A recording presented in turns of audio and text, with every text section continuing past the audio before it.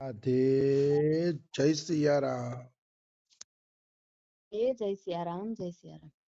આપણે આજથી લડ્ડુ ગોપાલની સેવા કેમ કરવી અથવા તો ઠાકુરજીના વિગ્રહની સેવા કેમ કરવી એ વિષય ચાલુ કરવાનો છે. ઠાકુર સેવા અત્યારે પૂરજોશમાં ચાલે છે અને લગભગ પ્રત્યેકના ઘરમાં હવે લડ્ડુ ગોપાલ અને ઠાકુરજી જવા માંડ્યા છે. એ એક ખુશીની વાત છે. એટલે મારું એવું માનવું છે કે જો લડ્ડુ ગોપાલ અને ઠાકુરજી ઘરે ઘરે જાતા હોય તો આપણે ખબર પડવી જોઈએ કે ઠાકુર સેવા કેવી રીતે કરવી. તો એના વિશે જ આપણે હવે એકાદ મહિના સુધી ચર્ચા કરવાની છે. એમાં પેલા તો એ કહી દઉં કે આ જે પ્રશ્નોના જવાબ આપ્યા છે એનું નામ છે શિવ બલી બ્રહ્મચારી અને એને લડ્ડુ ગોપાલ વાલે ભગત કહે છે. બધા લડ્ડુ ગોપાલ વાલે ભગત આ શ્રી સ્વામી રામસુખદાસજીના પ્રિય શિષ્ય હતા અને સ્વામી રામસુખદાસજીના આશીર્વાદથી જ એમણે બે અભિયાન ચાલુ કર્યા છે. પ્રભુ હારે સંબંધ બાંધવાનો અભિયાન અને ઘરે ઘરે લડ્ડુ ગોપાલ દેવાનું અભિયાન. આ બે અભિયાન શિવ બલી બ્રહ્મચારી લડ્ડુ ગોપાલ વાલા ભગતે ચાલુ કર્યા છે જે રામસુખદાસજીના પ્રિય શિષ્ય છે. તો એવા રામસુખદાસજીના પ્રિય શિષ્યએ આ પ્રશ્નના જવાબ આપ્યા છે અને એમાં મોટા ભાગના જવાબ એને રામસુખદાસજીના પ્રવચનોના આધારે જ આપ્યા છે. એવું પણ નથી કે એમાં પોતાની વાતો છે. એટલે આપણે આ બધા પ્રશ્નના જવાબનો આદર કરીએ અને આદર કરીને એ પ્રમાણે હાલવાની કોશિશ કરીએ. તો આ પુસ્તકનો પ્રથમ પ્રશ્ન એ છે कि जब कण कण में भगवान विराजमान है तो फिर अलग से लड्डू गोपाल की सेवा पूजा करने की क्या जरूरत है. आ सौ प्रथम प्रश्न છે કે ભાઈ કણે કણમાં ભગવાન વિરાજમાન છે તો પછી આપણે ઘરમાં લડ્ડુ ગોપાલ રાખવાની શું જરૂર છે અથવા તો રાધા કૃષ્ણને રાખવાની શું જરૂર છે અથવા તો સીતારામને રાખવાની શું જરૂર છે જેની જેવી ઉપાસના. પણ એક વસ્તુ નક્કી છે કે પ્રશ્ન મહત્વનો છે કે ચાલો શાસ્ત્ર તો એમ કહે છે કે કોણ કોણમાં ભગવાન છે તો ફેર મંદિરની અંદર તો મૂર્તિ રાખીને સેવા કરવાની જરૂરત શું છે.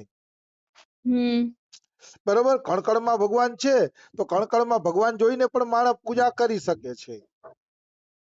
તો ભગવાનની મૂર્તિ રાખવાની શું જરૂર છે પણ જરૂર છે કારણ કે ઈ સ્થિતિએ પહોંચવા માટે પહેલા તમારે ભગવાનના કોઈ પ્રતીકથી શરૂઆત કરવી પડશે.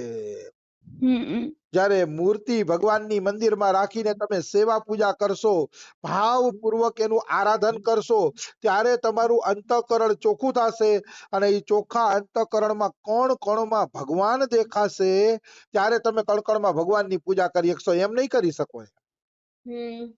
એટલે ભગવાન જરૂરી છે. આ તો મેં મારા ભાવ કહી દીધા પણ આમને શું જવાબ આપ્યો છે ઈ લઈએ. पाइप में सब जगह जल होता है परंतु जल टोटी से ही मिलता है. જો આપણા ઘરમાં પાઇપ હોય આપણા ઘરમાં છત ઉપર ટાંકો હોય તો છત ઉપરથી લઈને આપણા રસોડા સુધી પાઇપ આપણો હોય છે. તો પાઇપમાં બધી જગ્યાએ પાણી છે તો પછી બધી જગ્યાએથી જ આપણે વાસણ ઉટકી લેવાય ને. બધી જગ્યાએથી રસોઈનું પાણી લઈ લેવાય ને. ટોટી શું કામ ખોલી છે? ટોટી એટલે નળ. પાણી આપણે નળ દ્વારા જ મળે છે ભલે પાઇપમાં બધી જગ્યાએ પાણી હોય. એવી રીતે અહીંયા કહેવાનો ભાવ છે કે કણે કણમાં ભગવાન છે પણ આપણી ચિત્તવૃત્તિ તો કેવલ મૂર્તિમાં કે છબીમાં જ લાગશે. હમણાં હું એમ કહું કે કણ કણમાં ભગવાન છે તો તમે અમેરિકામાં ભાઈ રાષ્ટ્રપતિનું ઘર છે એ રાષ્ટ્રપતિના ઘરને યાદ કરો તો કેવી રીતે યાદ કરશો? કણકણમાં ભગવાન છે તો યાદ કરો રાષ્ટ્રપતિના ઘરને તો કે નહીં કરાય આપણે જોયું નથી. તો કે તો ભાઈ કણકણમાં ભગવાન છે તો મન કેવી રીતે લગાડવું?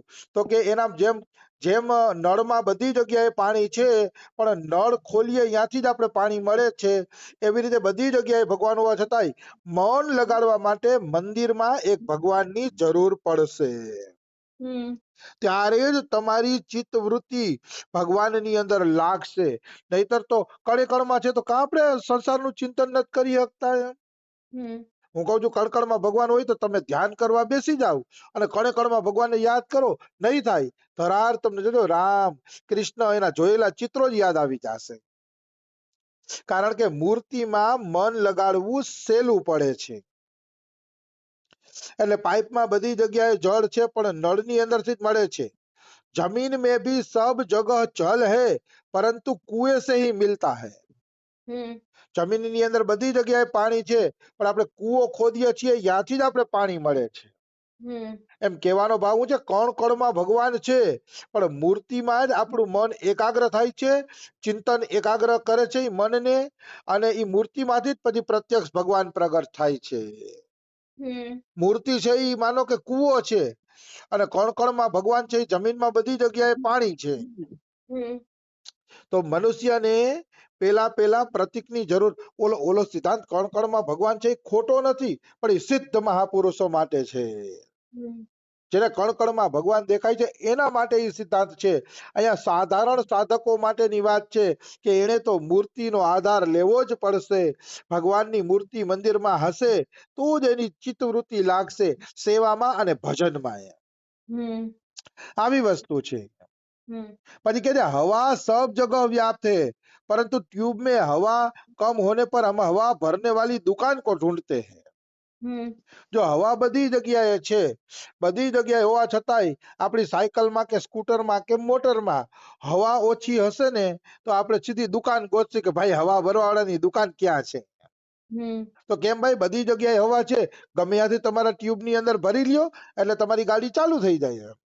હમ પણ એવું બનતું નથી. આપણે દુકાન વાળાને ગોતવો પડે છે. એવી જ રીતે કણ કણમાં ભગવાન છે પણ એ કણ કણમાં ભગવાન જોવા માટે પહેલા મૂર્તિમાં ધ્યાન કરવું પડે છે, મૂર્તિનું ચિંતન કરવું પડે છે, ત્યારે મન એકાગ્ર થાય છે. હમ એટલે ભગવાનના સ્વરૂપની સેવા પરમ આવશ્યક છે. કોઈ એને જરૂરી ન માનતો હોય તો એ મિથ્યાવાદી છે, એ ખોટો છે.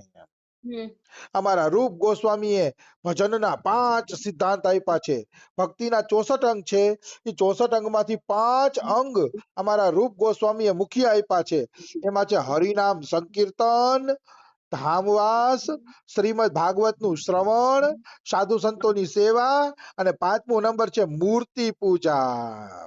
હમ મૂર્તિ પૂજાને ભક્તિના 5 અંગોમાં રાખવામાં આવ્યું છે. જે વૈષ્ણવ છે, જે સગુણ સાકારનો ઉપાસક છે, એના ઘરે મૂર્તિ હોવી જ જોઈએ, નહીતર ઈ ભક્ત જ નથી. હમ નહીતર ઈ ભક્ત જ નથી. સગુણ સાકારના ઉપાસકના ઘરે ઠાકુરજીની સેવા હોવી જોઈએ. હમ આવી એટલે રૂપ ગોસ્વામી જેવા મહાપુરુષોએ પણ મૂર્તિ પૂજાને મુખ્ય અંગમાં લીધું છે. હમ એટલા માટે પણ મૂર્તિ જરૂરી છે, કારણ કે મનનું એકાગ્રતાપણું મૂર્તિની અંદરથી જ આવે છે. હમ એક વખત હું રમેશ બાબાજી મહારાજનું પુસ્તક વાંચતો હતો, મંદિર બનાવવાની ઉપયોગિતા.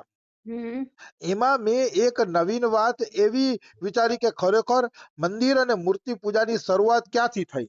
હમ તો એમણે ભાગવતમાંથી પ્રહલાદના ચરિત્રમાંથી એક શ્લોકનું પ્રમાણ આપ્યું. હમ પ્રહલાદ ચરિત્રમાંથી એક શ્લોકનું પ્રમાણ આપે છે કે ત્રેતા યુગમાં મનુષ્ય મનુષ્ય વચ્ચે રાગદ્વેષ ફેલાઈ ગયો, મનુષ્ય મનુષ્ય વચ્ચે દ્વેષ ફેલાઈ ગયો અને આખો સંસાર એક અભાવના ખાડામાં ડૂબી ગયો. ત્યારે બધાએ નક્કી કર્યું કે ભાઈ મંદિર બનાવો અને મૂર્તિ પૂજા ચાલુ કરો, જેથી માણસ દ્વેષ કરવાના બદલે મૂર્તિમાં મન પોરવે. હમ એટલે ત્રેતા યુગમાં પ્રહલાદજી વખતમાં ત્યાંથી ઈ મૂર્તિ પૂજાની શરૂઆત થઈ એવી પ્રહલાદ ચરિત્રમાં આવે છે. રમેશ બાબાજીએ લખ્યું છે. હમ એટલે ત્રેતા યુગથી ભાઈ મૂર્તિ પૂજા હાલી આવે છે. આ કાંઈ નવો માર્ગ નથી, કોઈ કાઢેલો માર્ગ નથી, આ તો સનાતન માર્ગ છે. હમ સનાતન માર્ગ છે. બ્રહ્માજી પણ જ્યારે સંસારની રચના કરતા હતા, બ્રહ્માજી ત્યારે એકલા જ હતા, સંસારની રચના કરતા હતા, ત્યારે એણે વિષ્ણુ ભગવાનને કીધું કે ભગવાન હું આ સંસારની રચના કરીશ ને તો આ મોહ માયામાં ફસાઈ જઈશ, મને તમારી મૂર્તિ આપો કે જેના કારણે હું માયામાં ન ફસાઉં. હમ ત્યારે વિષ્ણુ ભગવાને સૌથી પહેલી મૂર્તિ આપી, ઈ જ આપણા ભગવાન રંગનાથની મૂર્તિ. વિષ્ણુ ભગવાનનું જે રંગનાથનું મંદિર છે દક્ષિણ ભારતમાં, એ મૂર્તિ સંસારની પહેલી મૂર્તિ છે હા કે જે સતયુગ પહેલા બ્રહ્માજીને આપવામાં આવી. પછી બ્રહ્માજીએ સૃષ્ટિ રચી, પછી સતયુગની સ્થાપના થઈ. પણ એ સતયુગની સ્થાપના પહેલા બ્રહ્માજીએ પણ મૂર્તિ પૂજા માંગી કે મને મૂર્તિ આપો તમારી, કે મારું ચિત્ત લાગેલું રહીએ તો હું આ સંસાર બનાવવાના મોહમાં ફસાઈ ન જાવ. હમ એટલે આ મૂર્તિ પૂજા કોઈ હમણાંની કોઈ કાઢેલી વસ્તુ નથી, આ તો સનાતન ધર્મનો મુખ્ય પાયો છે. હા એટલે મનુષ્યએ મૂર્તિ પૂજા કરવી જ જોઈએ. ઈ બાને તમે ઠાકુર સેવામાં લાગેલા રહેશો, એને ભોજન જમાડવામાં લાગેલા રહેશો, તમારી એકાગ્રતા વધશે. હા જે લોકો જોજો મૂર્તિ પૂજા નથી કરતા ને, એને તમે ધ્યાન કરવા બેહાડજો, ધ્યાન નહીં કરી શકે. હા પણ જે ઠાકુર સેવામાં લાગેલા હશે ને, એને કહેશો ને તો એ ચિત્તવૃત્તિ લાગશે કે આજે હું આ રીતે નવડાવતા, આ રીતે ખવડાવતા, આ રીતે કપડા પહેરાવતા, એનું મન લાગશે, કારણ કે એને કરેલું છે. હમ એટલે ચિત્તની એકાગ્રતા માટે પણ મૂર્તિ પૂજા હિન્દુ ધર્મમાં પરમ આવશ્યક છે. આવી વસ્તુ છે. એટલે કોણ કણમાં ભગવાન હોવા છતાં પણ આપણા ઘરમાં મૂર્તિ હોવી જોઈએ. જ્યાં સુધી કણે કણમાં ભગવાન ન દેખાય ત્યાં સુધી. હા, કોઈને દેખાતા હોય તો હું એને છૂટ આપું છું કે એ મરજી પડે એમ જીવી શકે, હા એની આખી વાત અલગ છે. પણ અહીંયા જનરલ વાત કરીએ તો મૂર્તિ પૂજા મનની એકાગ્રતા માટે અતિશય આવશ્યક છે. તો હવા બધી જગ્યાએ મૌજૂદ છે, તો પછી દુકાનમાં ગોતવાની શું જરૂર છે? ગમે ત્યાંથી હવા ભરી લ્યો એમ. હમ ठीक इसी प्रकार भगवान सब जगह सब रूपों में विराजमान होते हुए भी जब तक उनको एक जगह स्वीकार नहीं करेंगे तब तक बातें तो सीख जाएंगे पर अनुभव नहीं होगा. હમ ઘણા લોકો એમ કે અમને તો કણ કણમાં ભગવાન દેખાય છે, અમારે મંદિરે જવાની જરૂર નથી, અમારે મૂર્તિ પૂજાની જરૂર નથી. પણ એની કોરી કોરી વાતો જ હશે. હમ અહીંયા ચોખ્ખું કીધું કોરી. જ્યાં સુધી એને આરાધના નથી કરી, ઉપાસના નથી કરી, ત્યાં સુધી એને શું અનુભવ થાય? હમ જો મૂર્તિ પૂજા સનાતન સત્ય ધર્મ નો હોય ને, ભગવાને ખુદે રામેશ્વરની સ્થાપના કરી. હા રામે રામેશ્વરની સ્થાપના કરી, તો મૂર્તિ પૂજા રામને ગમતી હશે તો રામેશ્વરની સ્થાપના કરી ને. હા એમને થોડી કરી છે. અને કૃષ્ણના પ્રપૌત્ર વજ્રનાભે કેટલી બધી મૂર્તિ પધરાવ્યા. ગોવિંદ દેવજી, મદન મોહનજી, આ કેશવ દેવજી, આ બધી મૂર્તિ કૃષ્ણના પ્રપૌત્ર વજ્રનાભે વ્રજમાં પધરાવી છે. પ્રાચીન કાળથી મંદિર અને મૂર્તિની પ્રથા ચાલુ છે. અમરીશ રાજાનું જોઈ લ્યો. અમરીશ રાજા તમે જુઓ, મંદિરની બધી સેવા પોતાના હાથે કરતા. હા ઠાકુરને નવડાવવા, ધોવડાવવા, મંદિરમાં હંજવાળી કાઢવી, વાળવું, ચોડવું, બધું કામ. અમરીશ તો સતયુગમાં થઈ ગયા. સતયુગમાં જ મૂર્તિ પૂજા હતી. હા એટલે મૂર્તિ પૂજાની આ રીત કોઈ નવી નથી. આ તો નાસ્તિક લોકો એની વાતોને ઉડાડતા હોય છે. બાકી મનને એકાગ્ર કરવા માટે મૂર્તિ પૂજાથી સરળ બીજો એકેય માર્ગ નથી. હમ મૂર્તિ પૂજાના બે ફાયદા થશે. ભગવાનમાં મન એકાગ્ર થશે, સેવામાં મન એકાગ્ર થશે, ને ઓટલે બેહવાનું ઓછું થશે. હમ ફાલતુ સમયમાં માણસ ઓટલે બેહતા હોય. આ તો ફાલતુ સમય મળશે ને તો તમને એમ થશે કે હાલો હું ઠાકોરજીના વસ્ત્ર બનાવી લઉં, હાલો ઠાકોરજી માટે રસોઈ બનાવી લઉં, ઠાકોરજી માટે જલજારી બનાવી લઉં, તો તમારું મન એકાગ્ર રહેશે. એમાં જરૂર એકાગ્ર રહેશે. અને જો મૂર્તિ પૂજામાં નહીં માનતા હોય ને તો ટાઈમ મળશે ને તો એમ કે હાલો હાલો ટાઈમ જાતો નથી, ઓટલે બેહીને ગપ્પા મારી લઈએ. અને એ ગપ્પા મારશે. એટલા માટે મૂર્તિ પૂજાને ગૌણ કરવી ન જોઈએ. મૂર્તિ પૂજા મનની એકાગ્રતા માટે અને આપણો સમય એમાં લગાડવા માટે બહુ અતિ આવશ્યક અંગ છે મૂર્તિ પૂજા. એટલે મનુષ્યએ મૂર્તિની પૂજા કરવી જોઈએ. હવે મૂર્તિ પૂજામાં હું અહીંયા ઠાકુર લડ્ડુ ગોપાલ એવો શબ્દ એટલે પ્રયોગ નથી કરતો. મૂર્તિ પૂજા અથવા ભગવાનની મૂર્તિની પૂજા શબ્દ પ્રયોગ એટલે કરું છું કારણ કે કોઈ રામ ઉપાસક હોય, કોઈ કૃષ્ણ હોય, કોઈ લડ્ડુ ગોપાલના હોય, કોઈ તો બધાને લાગુ પડે. એટલે હું શબ્દ ભલે આડા ચૂકા બોલું પણ મારી વાત બધાને લાગુ પડશે. જે લોકો મૂર્તિ પૂજા કરે છે બધાને આ વાતો લાગુ પડશે. આવી વસ્તુ છે. આમ જોઈએ તો હિન્દુની અંદર 5 પ્રકારના સનાતન દેવ માનવામાં આવ્યા છે. શિવ, શક્તિ એટલે દુર્ગા, ગણેશ, વિષ્ણુ અને સૂર્ય. એમાં વિષ્ણુ ભગવાનમાં રામ અને કૃષ્ણ આવી જાય. વિષ્ણુ, રામ અને કૃષ્ણ ઈ અલગ નથી, એટલે ઈ એની અંદર આવી જશે. તો કણ કણમાં ભગવાન રહેલા છે, પણ સાધકને મન એકાગ્ર કરવા માટે મૂર્તિ પૂજા અતિ આવશ્યક છે. હજી આ જવાબ અડધો જ થયો છે. અડધો જવાબ આપણે આનો કાલે લેશી કે કેમ જરૂરી છે. આજે સમય થઈ ગયો છે. રાધે રાધે. જય સિયા રામ.